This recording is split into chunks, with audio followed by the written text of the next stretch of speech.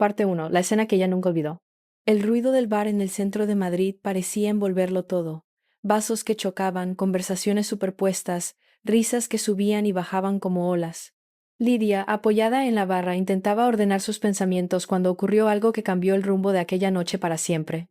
Daniel, un desconocido con una seguridad que desarmaba, se inclinó hacia ella y sin aviso le dio un beso. El mundo pareció detenerse. Por un segundo, el bullicio desapareció y solo quedó la sensación de que algo nuevo y peligroso acababa de comenzar. Ella se apartó, confundida, con el corazón golpeando en el pecho. ¿Por qué? Alcanzó a murmurar, sin encontrar las palabras. Daniel sonrió, como si la respuesta fuera obvia, porque tenía que hacerlo, y porque tú también lo sentías. Ella quiso negar, pero sus mejillas ardían. El aire en el bar era pesado, lleno de humo y promesas. Él la condujo hacia una ventana abierta, desde donde se veía la Gran Vía iluminada. El tráfico nocturno parecía un río de luces que no se detenía jamás. Míralo, dijo él. Todo esto está esperando por ti. No deberías conformarte con menos. Lidia bajó la mirada. Esa frase se clavó en su mente, como si alguien hubiera puesto palabras a lo que llevaba tiempo callando. Había llegado a Madrid buscando más que una rutina gris, y de repente aquel hombre hablaba como si conociera todos sus secretos. Sintió una mezcla de miedo y atracción, un vértigo extraño. No confiaba en él, no podía, pero tampoco podía apartarse. Y mientras Daniel levantaba otra copa para brindar, Lidia se preguntaba qué había empezado realmente esa noche. Parte 2. La casa en la colina. Barcelona los recibió con un sol brillante y un aire salado que venía del mar. Daniel había conseguido una casa en la colina de Montjuïc, con vistas al puerto y a las luces de la ciudad extendiéndose como un tapiz dorado. Al principio todo parecía un sueño. Desayunos en la terraza, caminatas por las callejuelas del Born, cenas donde el vino y las risas parecían no tener fin. Lidia creía haber encontrado el lugar donde la vida, por fin, se abría ante ella. Pero pronto comenzaron los matices, casi imperceptibles al inicio. Ese vestido no te favorece. Deberías probar con algo más elegante, le dijo Daniel una tarde, sonriendo, aunque sus palabras no sonaban del todo amables. Días después le sugirió que dejara de ver a sus amigas de la universidad. Son demasiado ruidosas, no encajan contigo ahora, insistió. Y poco a poco, sin darse cuenta, Lidia fue cediendo terreno.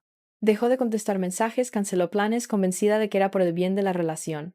En una cena familiar, la hermana de Daniel soltó una frase que la atravesó. Bueno, ahora formas parte de otra vida. La antigua ya no te pertenece. Todos rieron, como si fuera un comentario sin importancia. Pero Lidia se quedó en silencio, con un nudo en el estómago. Aquella noche, desde la ventana de la habitación, miró las luces de la ciudad.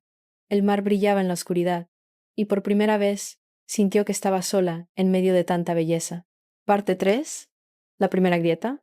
Una tarde en Valencia, Lidia decidió caminar sola por las calles del centro. El aire olía a azahar y la ciudad estaba llena de vida. Se detuvo frente a un café pequeño, con ventanales abiertos, y entonces lo vio. Daniel estaba allí, sentado con una mujer que ella no conocía. Al principio pensó que era una reunión cualquiera, pero el gesto la paralizó. Entre risas y complicidad, Daniel se inclinó y le dio un beso rápido, casi natural, como si fuera lo más común del mundo. El corazón de Lidia se aceleró. Sintió cómo la sangre le golpeaba en los oídos.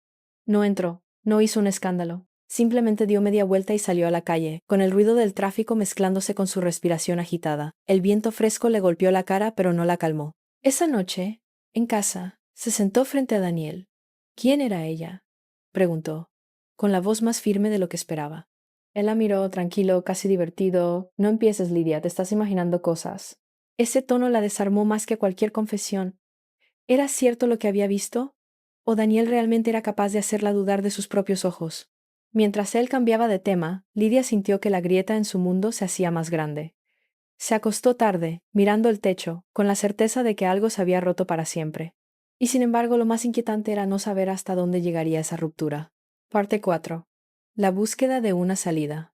En Sevilla, lejos de la rutina de Barcelona, Lidia se citó en un pequeño café junto al río Guadalquivir. Había elegido ese lugar porque era discreto y porque el murmullo del agua le daba valor. Frente a ella, Silvia, una abogada de mirada segura, hojeaba unos papeles con calma. No tienes que resignarte, Lidia dijo, levantando los ojos. Si quieres puedes protegerte, tienes más opciones de las que piensas. Las palabras de Silvia sonaban firmes, casi liberadoras. Lidia sintió en silencio, aunque por dentro la invadía el miedo. Tomó los documentos con manos temblorosas y los guardó en su bolso como si fueran un secreto demasiado frágil para mostrarse a la luz. De regreso a casa, todo parecía normal.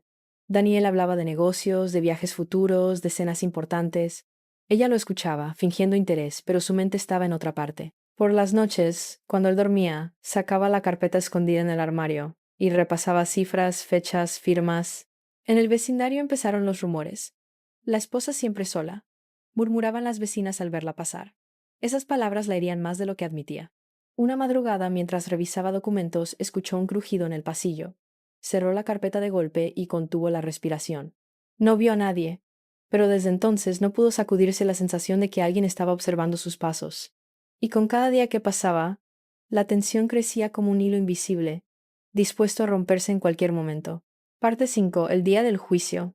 La mañana en Zaragoza amaneció fría, con un cielo gris que parecía presagiar algo. Lidia llegó al edificio del juzgado vestida de forma sencilla, sin joyas, con el cabello recogido. Caminaba despacio, tratando de controlar el temblor en sus manos. Silvia iba a su lado, con una carpeta llena de documentos.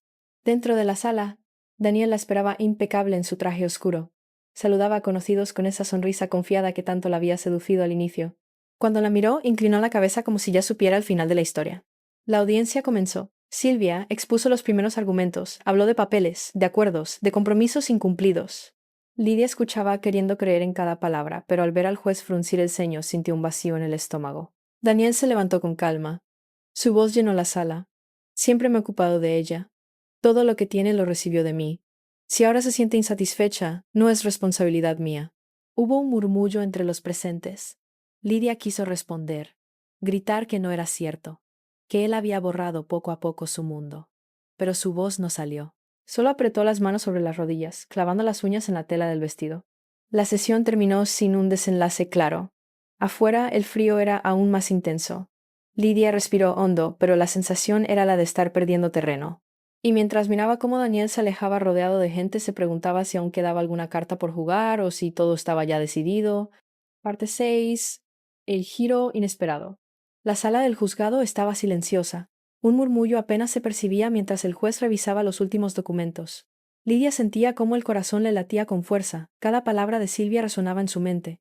Daniel la miraba con una mezcla de impaciencia y arrogancia. Creía que todo estaba bajo control, que su historia convincente eclipsaría la verdad. Cuando el juez alzó la vista, la sala contuvo la respiración. Señora Lidia, dijo con voz firme, su declaración financiera y pruebas de negocio serán tomadas en cuenta. El juez hizo una pausa pasando las páginas con cuidado. Lidia sintió un escalofrío recorrerle la espalda. Silvia presentó los últimos contratos, las declaraciones de clientes, los informes de inversiones. Cada papel mostraba un mundo que Daniel jamás había imaginado. Sus ojos se abrieron con incredulidad y rabia contenida. Su sonrisa confiada se había esfumado. El juez cerró el expediente.